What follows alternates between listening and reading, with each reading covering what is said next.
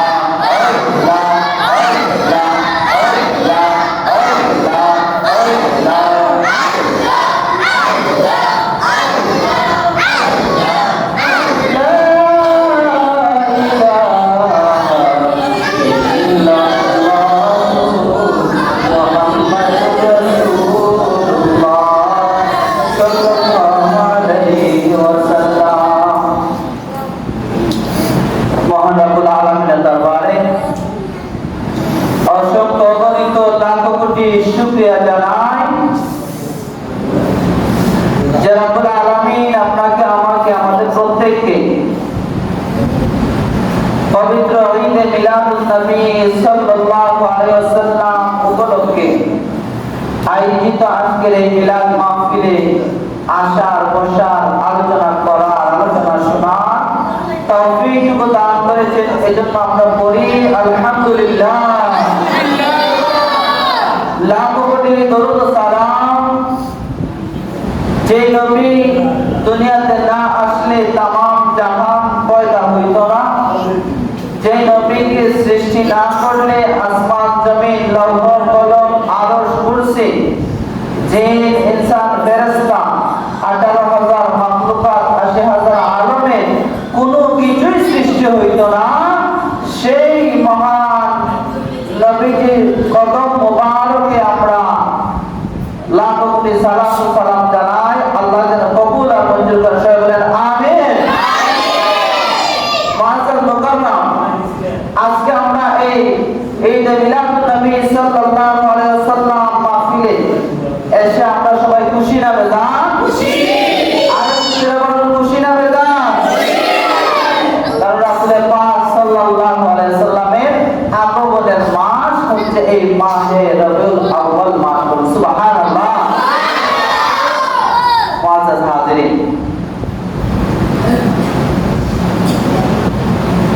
আমাদের চরম শত্রু নাম কি বলতে পারবেন? আরেকটু জোরে বলুন, আমাদের চরম শত্রুর নাম কি? শয়তান। সেই ইবলিস শয়তান চারবার পৃথিবীর সৃষ্টি থেকে রাসূল পাক সাল্লাল্লাহু আলাইহি ওয়াসাল্লামের আগমন পর্যন্ত চারবার উচ্চ সুরে কেঁদেছিল। আর সেই চারবারের একটা হচ্ছে যেদিন রাসূল পাক সাল্লাল্লাহু আলাইহি ওয়াসাল্লাম এই ধরনে আবির্ভাব হয়েছিল, আগমন করেছিলেন, ওই দিন শয়তান পাহাড়ের চূড়ার মধ্যে মাথা নিচের দিকে দিয়ে পা উপর দিকে দিয়ে চিৎকার করে কেঁদেছিল। আর এই কাঁদার কারণ হচ্ছে রাসূল পাক সাল্লাল্লাহু আলাইহি ওয়াসাল্লাম এই দুনিয়ার জমিনে আগমন করেছিলেন। বলুন সুবহানাল্লাহ। তাহলে রাসূল পাক সাল্লাল্লাহু আলাইহি ওয়াসাল্লামের আগমনে বেজারকে আর যদি বলেন বেজারকে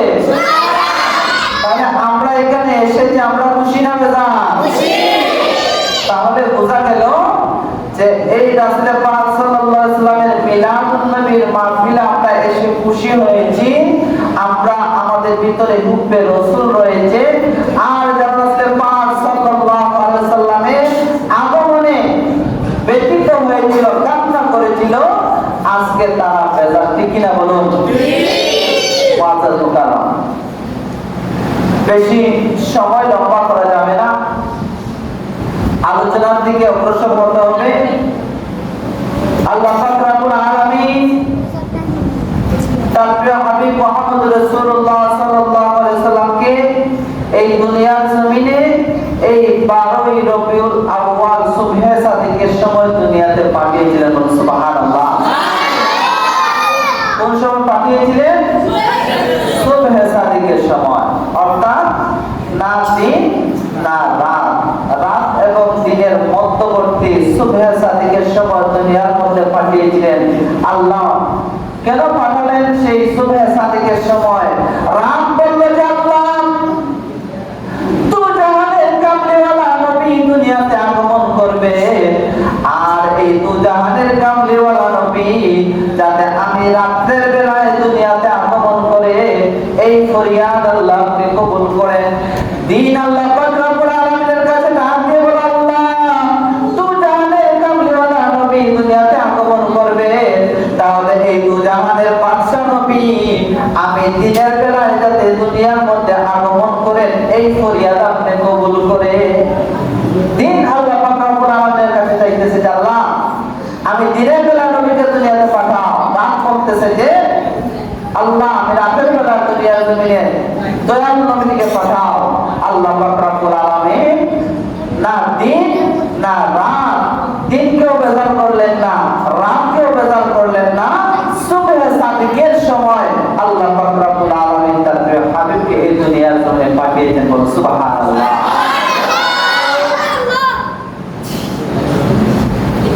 তো আমরা মিলাদুন নবীর আলোচনায় বসেছি। মিলাদ, মিলাদ অর্থ জন্ম বৃত্তান্ত।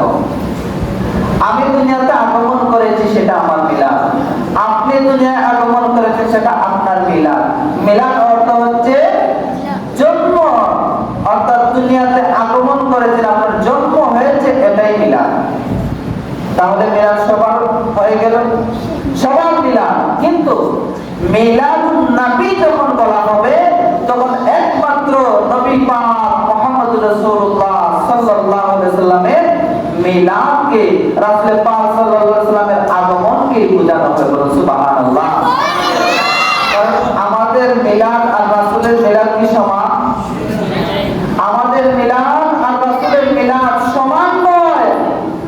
এমনকি আমরা এইটাও বলতে পারবো না যে রাসূল পাক সাল্লাল্লাহু আলাইহি সাল্লাম আমাদের মতো সাধারণ মানুষ। কেননা আল্লাহ পাক রব্বুল আলামিন তার প্রিয় হাবিবকে দুনিয়ার মধ্যে পাঠিয়েছেন ইমামুল মুরসালিন 1,24,000 মতান্তরে 2,24,000 নবী রাসূল যখন বাইতুল মুকাদ্দাস মসজিদে আকসার মধ্যে কাতারে কাতারে দাঁড়িয়েছিলেন, আর আদম আলাইহিস সালাম মনে মনে ভাবছিলেন যে আমি তো আদি পিতা, হয়তো আল্লাহ পাক রব্বুল আলামিন আমার মাধ্যমে আজকে ইমামতি করাবেন।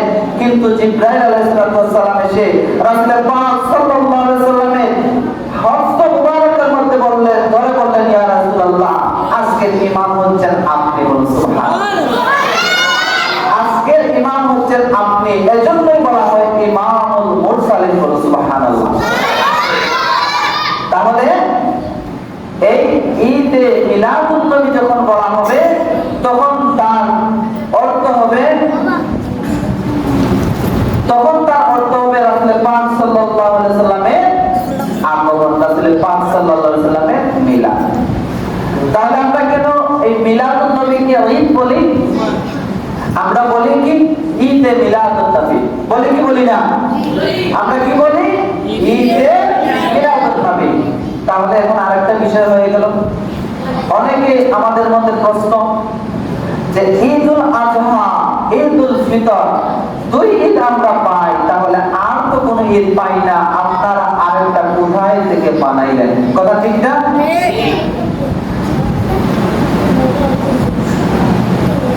কারণ কি ঈদুল ফিতরের সময় ফিতরা পাওয়া যায়, ঈদুল আযহার সময় চামড়া পাওয়া যায়, কিন্তু ঈদে মিলাদুন নবীর সময় কোনো কিছু পাওয়া যায় না, জিলাপি হালুয়া রুটি ছাড়া কোনো কিছু মিলে না।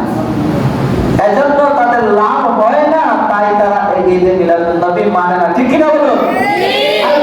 ঠিক কিনা? কারণ ঈদুল ফিতরে ফিতরা রয়েছে, ঈদুল আযহা চামড়া রয়েছে। ঈদে মিলাদুন নবীতে কোনো কিছু নাই, শুধু রয়েছে কি হুব্বে রাসূল, রাসূল পাক সাল্লাল্লাহু আলাইহি ওয়াসাল্লামের ভালোবাসা। বলুন সুবহানাল্লাহ।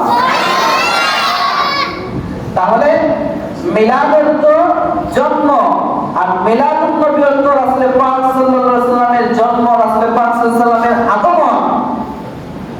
তাহলে আমরা মিলাদুন নবী কেন পালন করি? মিলাদুন নবী পালন করার কারণ কি?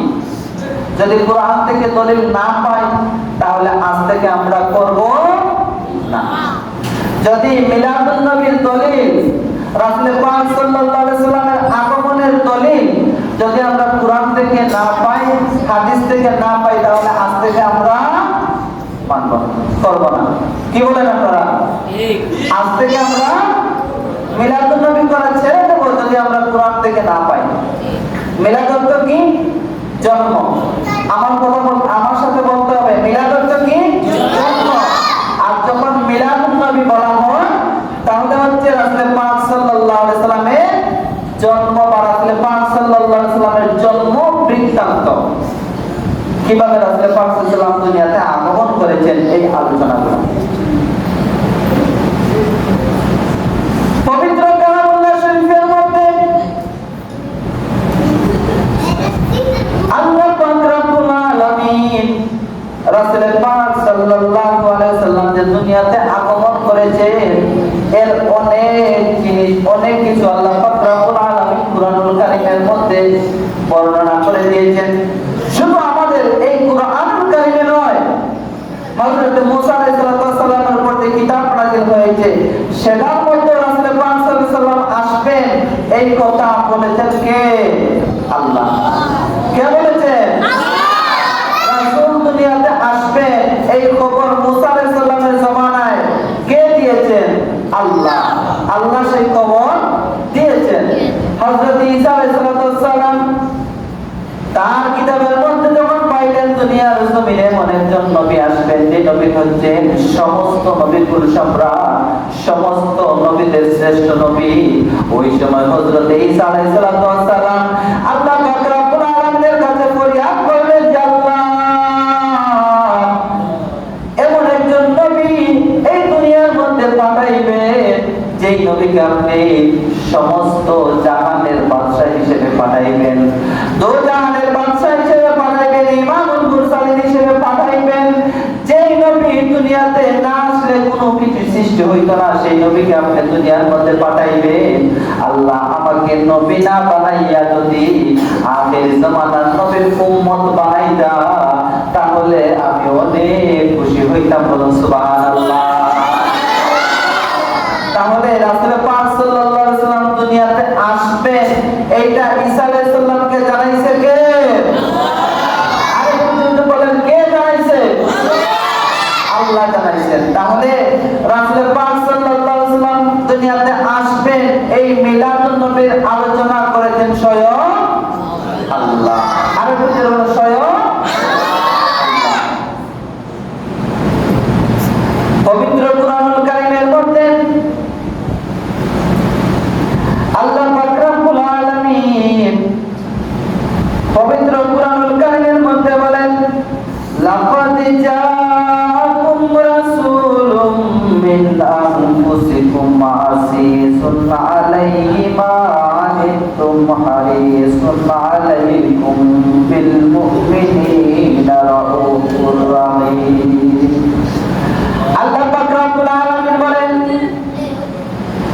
নিশ্চয়ই তোমাদের মধ্য থেকে তোমাদের নিকট, কথাটা বুঝবেন, আল্লাহ বলতেছেন নিশ্চয়ই তোমাদের মধ্য থেকে তোমাদের মধ্যে এমন একজন মহান রাসূল আগমন করবে, মহান রাসূল আগমন করেছেন, তোমরা দুঃখ কষ্ট তার কাছে দুঃখ কষ্ট, তোমাদের মঙ্গলকামী মুমিনদের প্রতি স্নেহশীল দয়াময়। আল্লাহ বলতেছেন যে নিশ্চয়ই তোমাদের কাছে তোমাদের মধ্য থেকে এমন একজন রাসূল দুনিয়াতে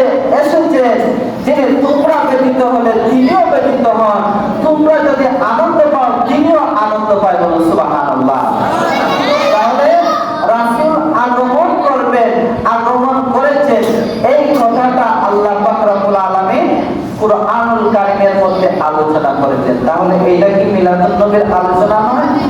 অবশ্যই সেটা মিলাদুন নবীর আলোচনা।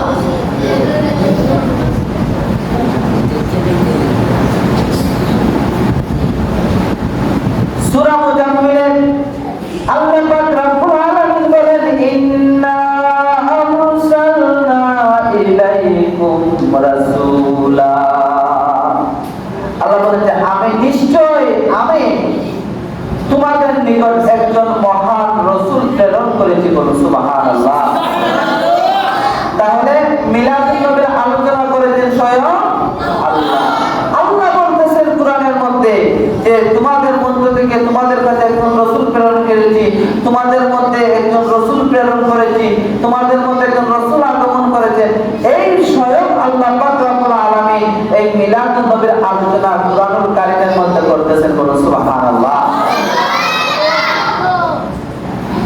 মুআজ্জাজ মুকাররম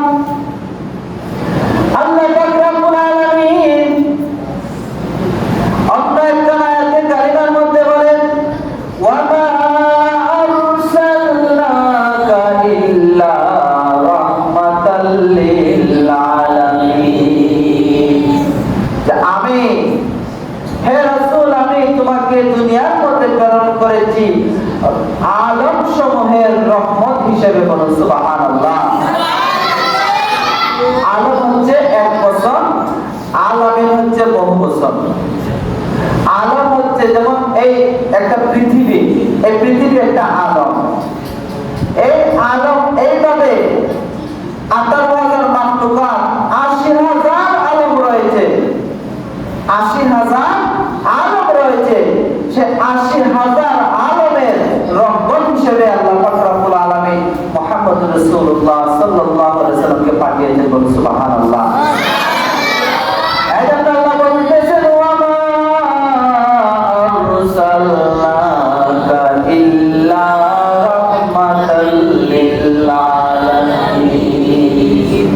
আমি আপনাকে সমগ্র জাহানের আলম সমূহের রহমত হিসেবে এই দুনিয়ার মধ্যে প্রেরণ করেছি।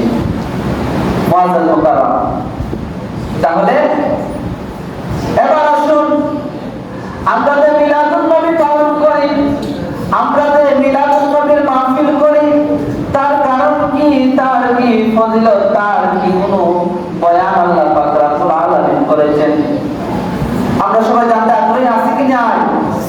যে আল্লাহ পাক রব্বুল আলামিন নিজে মিলাদুন নবীর আলোচনা করেছেন। তাহলে এখন মিলাদুন নবী আমরা যে পালন করব এই কথা তো বলেন নাই। প্রশ্ন আসে। এবার আসুন আল্লাহ পাক রব্বুল আলামিন বলতেছেন, কুল বিফাদলিল্লাহি ওয়া বিরাহমাতিহি ফাবিযালিকা ফালইফরাহু হুয়া খায়রুম মিম্মা ইয়াজমাউন। কুল, হে রাসূল আপনি বলুন, বিফাদলিল্লাহ, তোমরা আল্লাহর ফজল, ওয়া বিরাহমাতিহি, এবং তোমরা আল্লাহর রহমত, তোমরা আল্লাহর ফজল এবং রহমত পেয়ে আনন্দ উল্লাস করো। বলো সুবহানাল্লাহ। তোমরা আল্লাহর ফজল এবং রহমত পেয়ে আনন্দ উল্লাস করো, আনন্দিত হও।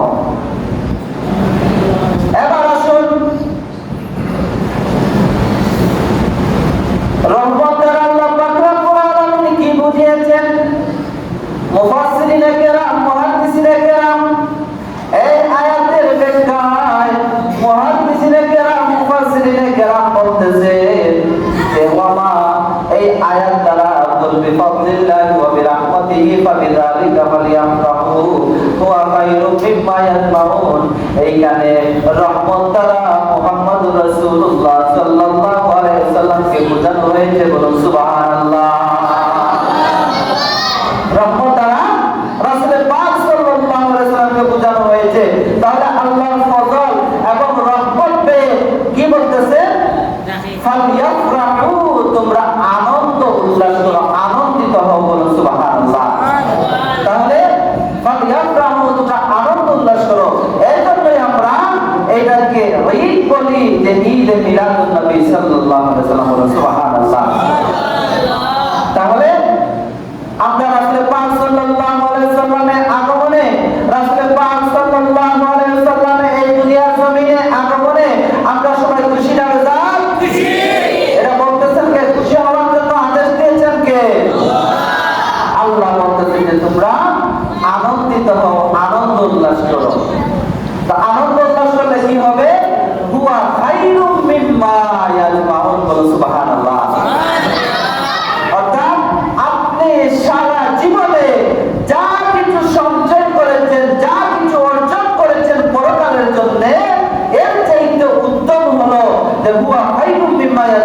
তুমি যা কিছু অর্জন করেছো কবরের জন্য, হাসরের জন্য, জান্নাতে যাওয়ার জন্য, তুমি যেই পরিমাণ নেক আমল অর্জন করেছো তার চাইতে রাসূল পাক সাল্লাল্লাহু আলাইহি সাল্লামের আগমনে আনন্দ হইলে হুয়া খায়রুম মিম্মা ইয়াজমাউন, তুমি যা কিছু সঞ্চয় করেছো তার চাইতে উত্তম। বলো সুবহানাল্লাহ।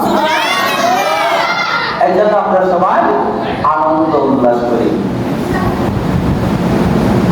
মুআজ্জাজ মুকাররম, এতটুকু শুধু আলোচনা করলাম মিলাদুন নবীর দলিল। এবার আসি আমরা রাসূল পাক সাল্লাল্লাহু আলাইহি ওয়াসাল্লামের হাদিসে মুবারাকা এবং সাহাবায়ে কেরামের কওল দ্বারা কি প্রমাণিত হয় এই ব্যাখ্যায় অনেক ব্যাখ্যা গ্রন্থের মধ্যে অনেক ভাবে এসেছে। ইমাম কাসসালানী রাহমাতুল্লাহি আলাইহি তাকে প্রশ্ন করা হলো, আপনার কাছে লাইলাতুল কদর উত্তম নাকি রবিউল আউয়ালের যেই রাতে রাসূল পাক সাল্লাল্লাহু আলাইহি ওয়াসাল্লাম যেই 12 রবিউল আউয়ালে দুনিয়ার মধ্যে আগমন করেছিলেন, 12 রবিউল আউয়ালের রাতে আপনার কাছে উত্তম নাকি আপনার কাছে সবে লাইলাতুল কদর উত্তম? আপনার কাছে কোনটা উত্তম? তখন ইমাম কাসসালানী রাহমাতুল্লাহি আলাইহি বললেন যে আমার কাছে লাইলাতুল কদরের চাইতেও রাসূল পাক সাল্লাল্লাহু আলাইহি ওয়াসাল্লামের আগমনের রাত্রি উত্তম। বলো সুবহানাল্লাহ। কিভাবে উত্তম? তিনি কিছু ব্যাখ্যা দিয়েছেন। ব্যাখ্যার এক পর্যায়ে তিনি বলতেছেন যে এই জন্য আমার কাছে সবে লাইলাতুল কদরের চাইতে মিলাদুন নবীর রাত্রি উত্তম, যে মিলাদুন নবী রাসূল পাক সাল্লাল্লাহু আলাইহি ওয়াসাল্লাম দুনিয়াতে আগমন করেছেন এইটা, আর রাসূল পাক সাল্লাল্লাহু আলাইহি ওয়াসাল্লামকে লাইলাতুল কদর দান করা হয়েছে, এজন্য লাইলাতুল কদরের চাইতে মিলাদুন নবীর রাত্রি উত্তম। সুবহানাল্লাহ।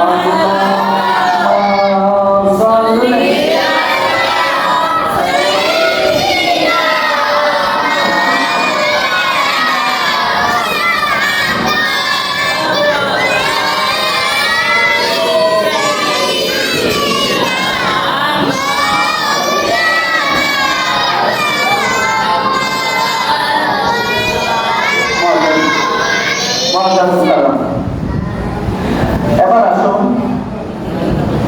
টাইম প্রায় কাছাকাছি হয়ে যাচ্ছে, আমরা যথাসময়ে শেষ করব।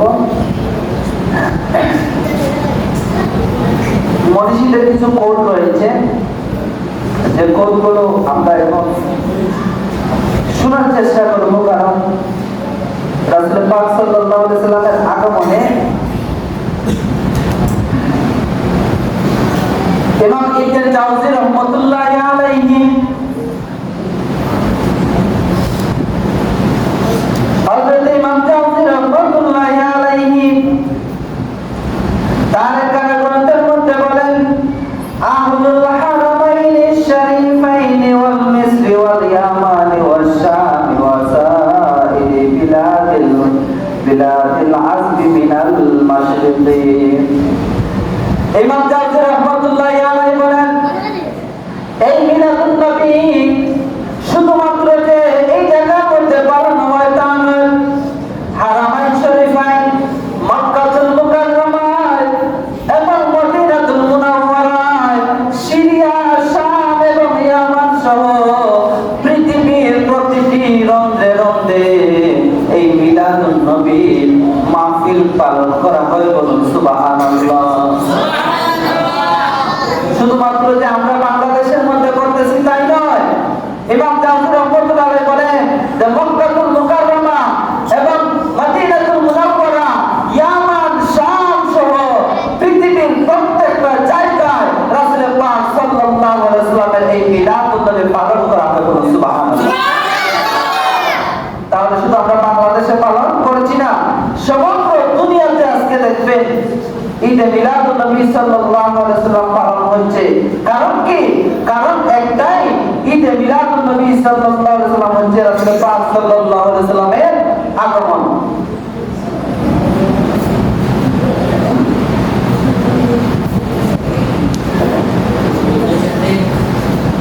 আচ্ছা, এবার আসুন মুআজ্জাজ মুকাররম রাসূল পাক সাল্লাল্লাহু আলাইহি ওয়াসাল্লাম, এই যে আমরা যে খুশি হইতেছি, বারবার আমরা বলতেছি যে রাসূল পাক সাল্লাল্লাহু আলাইহি ওয়াসাল্লামের আগমনে আমরা খুশি, তাহলে এই খুশিটা কিভাবে হইলাম এবং এই খুশির ফলটা কি আমরা জানতে রাজি আছি না নাই? যখন রাসূল পাক সাল্লাল্লাহু আলাইহি ওয়াসাল্লাম এই দুনিয়ার জমিনে আগমন করলেন, সেখানে অনেক লম্বা ইতিহাস, সেখানের মধ্যে অনেক মনীষীগণ এসেছিলেন, সেখানের মধ্যে মা আমেনা গর্ভে থাকা অবস্থায় অনেক স্বপ্ন দেখেছেন, অনেক ইতিহাস সেদিকে রয়েছে, সেদিকে যাব না। শুধুমাত্র মিলাদুন নবী খুশি হইলে ফায়দাটা কি এইটা বলবো। শুনতে রাজি আছি না নাই? কিভাবে? যখন রাসূল পাক সাল্লাল্লাহু আলাইহি ওয়াসাল্লাম এই দুনিয়ার জমিনে আগমন করলেন, দুনিয়ার জমিনে আগমন করার সাথে সাথে আবু লাহাবের একটা দাসী ছিল, সে এই খবরটা শুনল। আবু জেহেলের এই দাসীটা খবর শোনার সাথে সাথে সে দৌড় দিয়ে আবু লাহাবের কাছে গিয়ে বলল, হে আমার মালিক, আপনার একটা ফুটফুটে বাতিজা দুনিয়ার মধ্যে আগমন করেছে, সুবহানাল্লাহ। যখন এই কথাটা বলল, সাথে সাথে আবু লাহাব সে এই শাহাদাত আঙ্গুল দিয়ে তাকে ইশারা করে স্বাধীন করে দিয়েছিল যে এতদিন তুমি আমার দাসী ছিলে, আজ থেকে তুমি মুক্ত হয়ে গেলে। বলো সুবহানাল্লাহ।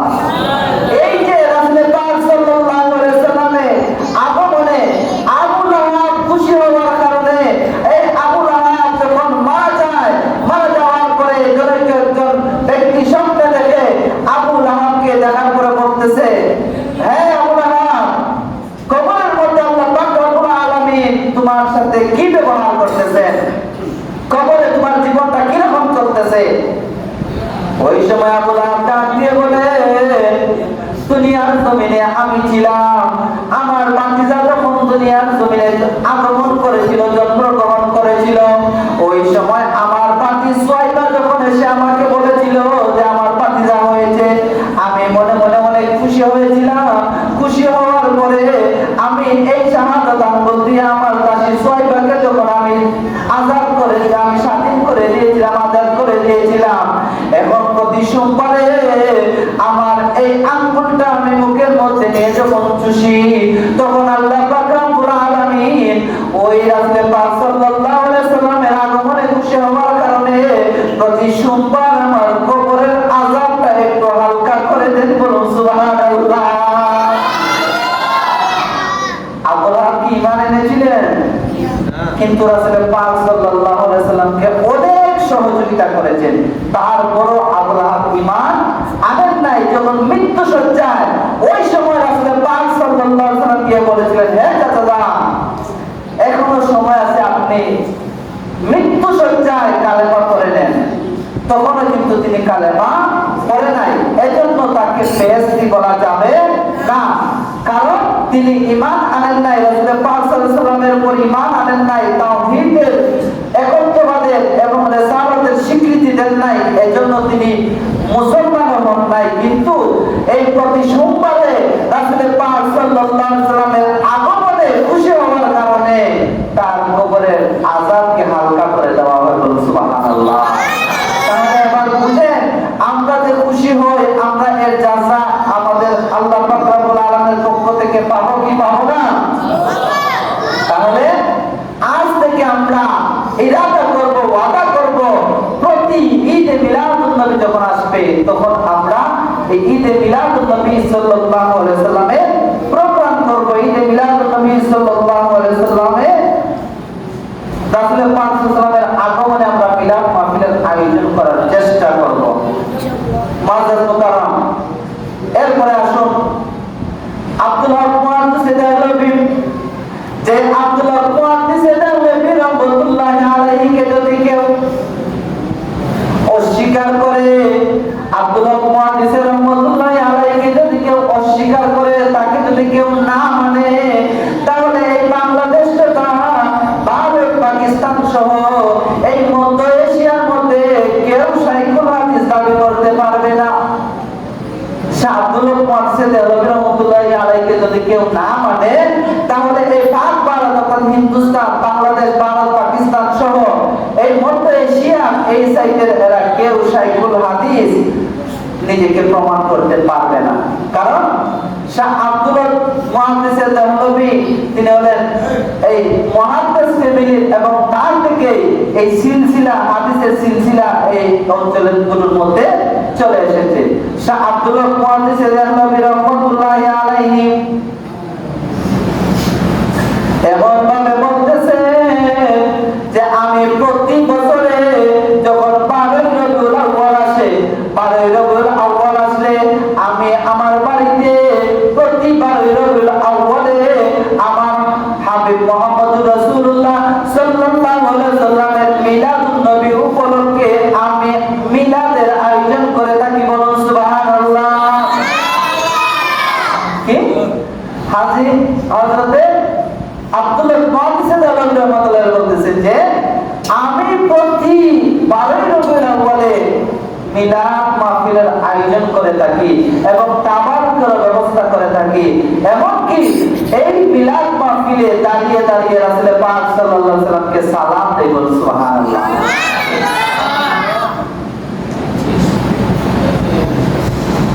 এরপর হাজী ইমদাদুল্লাহ মুহাজিরে মক্কি, তিনি জবরদস্ত আলেম হাজী ইমদাদুল্লাহ মুহাজিরে মক্কি, যাদেরকে নিয়ে উলামায়ে দেওবন্দ যারা তারা কিন্তু তাকে নিয়ে অনেক গর্ব করে। হাজী ইমদাদুল্লাহ মুহাজিরে মক্কি, হাজী ইমদাদুল্লাহ মুহাজিরে মক্কি তিনি তার শামাইল ইমদাদিয়ার মধ্যে এইভাবে আলোচনা করছেন যে মওলুদ শরীফ হারামাইন শরীফাইনের সকল অধিবাসীরা করেন আর এটি আমাদের জন্য দলিল হিসেবে যথেষ্ট। বলুন সুবহানাল্লাহ। যে হারামাইন শরীফাইন এর আগে কিন্তু আমি বলেছি যে ইমাম কাসসালানি রাহমাতুল্লাহ আলাইহি বলেছেন যে লাইলাতুল কদরের চাইতে মিলাদুন নবীর রাত্রি উত্তম। আর কোন কোন জায়গায় হয় সেটাও বলেছেন যে কোন কোন জায়গায় হয়। হারামাইন শরীফায় ইরাক, শাম, ইয়ামান সহ পৃথিবীর প্রত্যেকটা জায়গায় মিলাদুন নবীর মিলাদ মাহফিল হয়। আর হাজী ইমদাদুল্লাহ মুহাজিরে মক্কি বলতেছেন আরব অধিবাসীরা মিলাদুন নবী পালন করে থাকে আর এটি দলিল হিসেবে যথেষ্ট হয়ে যায়। সুবহানাল্লাহ। তাহলে এই দলিলটা কিভাবে আমরা প্রমাণ করব? এই দলিলটা এইভাবে প্রমাণ করব যে